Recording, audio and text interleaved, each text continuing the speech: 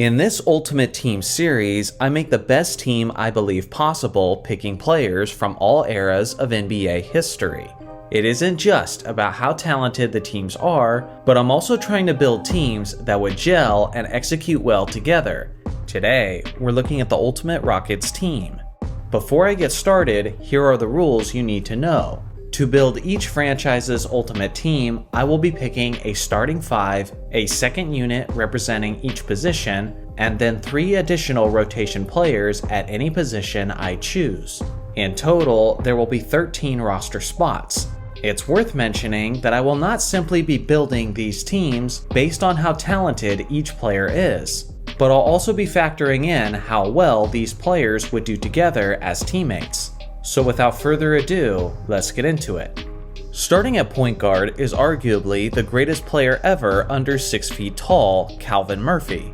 This 5'9" Hall of Famer had the nickname Pocket Rocket, which was fitting as he was extremely dangerous as an offensive player. Even as a starting point guard, he was first and foremost a scorer. At his best in 1978, he averaged nearly 26 points on 49% shooting from the field. He was also one of the most lethal free throw shooters, not just of his era, but of NBA history, as he shot as high as 95.8% in the 80-81 season. He was quick, dazzling, and extremely aggressive when looking for his own shot. Fortunately, that style will be complemented very well by his fellow playmaker in the backcourt. Starting at shooting guard is the 2018 League MVP, James Harden. At his best, Harden was one of the greatest scorers that the game of basketball has ever seen, as he was deadly with his handle and with his step-back jumper. With his ability to bait defenders into fouling him, he'll also guarantee plenty of easy points for his Rockets from the free throw line.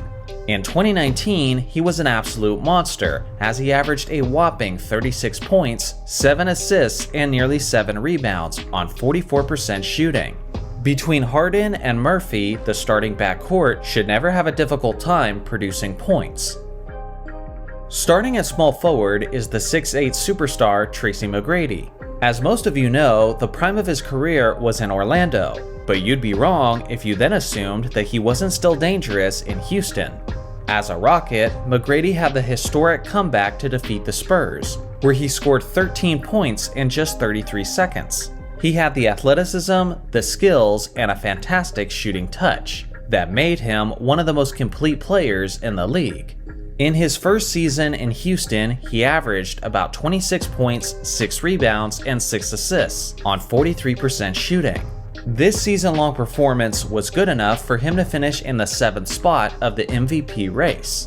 He'll provide this all-time group with a late-game closer when his team needs it. Starting at power forward is the 7'4" phenom Ralph Sampson. In many aspects, this giant unicorn was the Wembanyama before Wembanyama, in the sense that he was an incredibly long, lengthy player who was quite agile and who could handle the ball in transition. The sky was the limit for this star, but unfortunately, injury stunted his progression and kept him from reaching his full potential. Regardless, he was still pretty darn good in his youth. In 1985, he managed to earn some MVP votes, as he averaged 22 points, 10 rebounds, and 2 blocks, while making 50% of his shots. Alongside of Hakeem Olajuwon as a twin tower tandem, he led the Rockets to the NBA Finals in 1986, and he'll look to have similar success in this ultimate season. Starting at center is the one they call the Dream, Hakeem Olajuwon.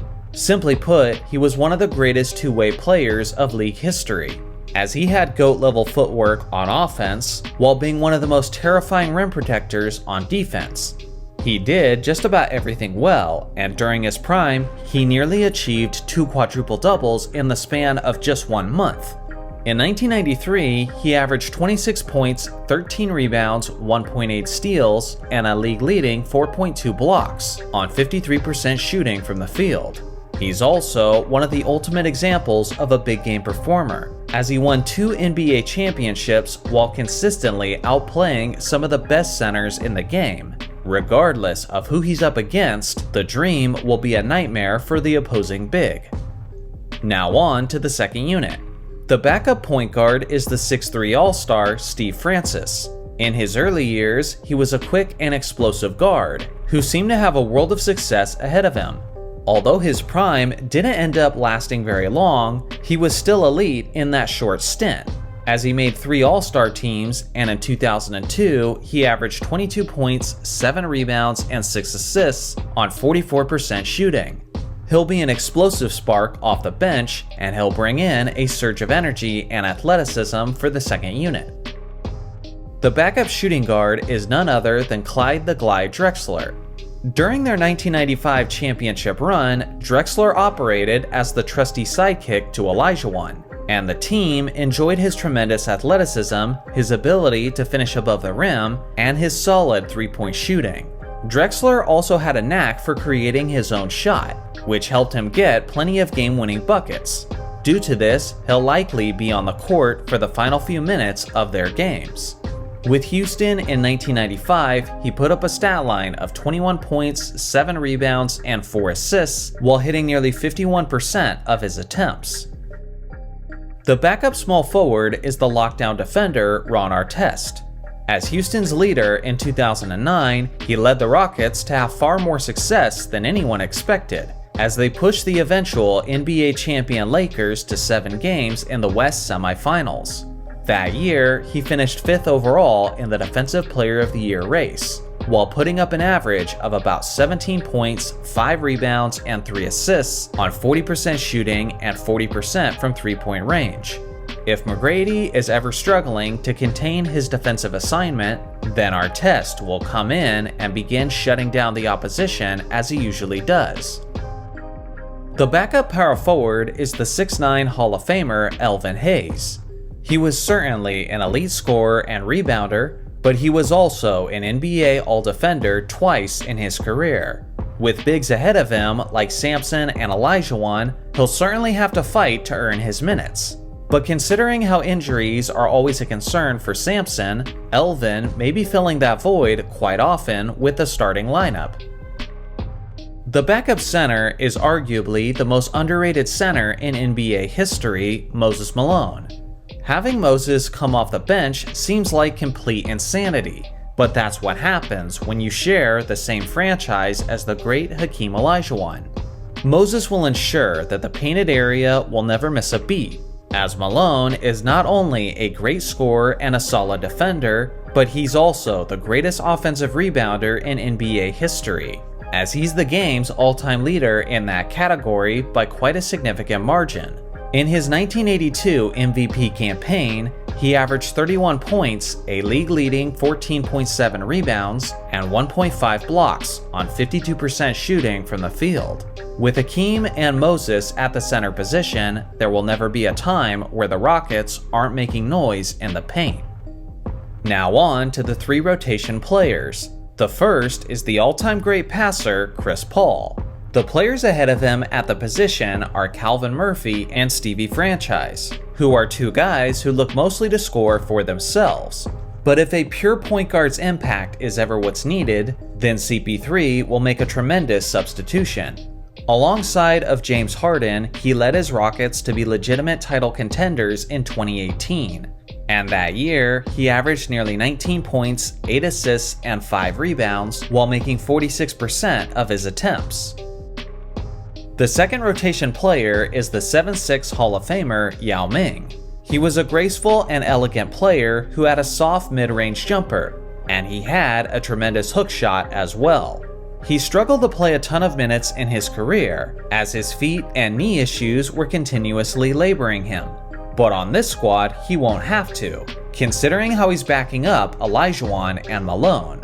Regardless, whenever he's called upon, Yao will be a sure thing on offense, with his sound fundamentals and with his smart decision making. The last spot on this roster goes to the all-time great power forward Charles Barkley. Without question, the round mound of rebound was certainly better in his time with Philadelphia and Phoenix. But people are usually too quick to assume that he wasn't still effective with the Rockets, and that certainly wasn't the case. In his first season with Houston, he was an NBA All-Star, as he averaged 19 points, a whopping 13.5 rebounds, which was second in the league only behind Dennis Rodman. It might not be the best version of Sir Charles, but it doesn't have to be in order for him to bully around third-string players. So here's a final look at the complete roster of this Ultimate Rockets team. As I expected, this team is absolutely stacked. Their greatest strength is the painted area, as the 4 and 5 spot have an intimidating rotation of all-time great bigs. With this group, they'll basically never lose the battle of the boards. The one major concern is that there's a lot of players on this squad who are injury prone, so the key for them is staying healthy. But if they do, they'll almost certainly be a top 4 seed in the Western Conference. Outside of the Ultimate Lakers, is there any West team deeper than these Rockets? Let me know below. Also, here is my list of honorable mentions. Should any of these players have made the roster instead? I look forward to hearing your thoughts in the comments section below. Thanks for watching as always, make sure to like and subscribe for more basketball content, and I'll see you guys in the next video.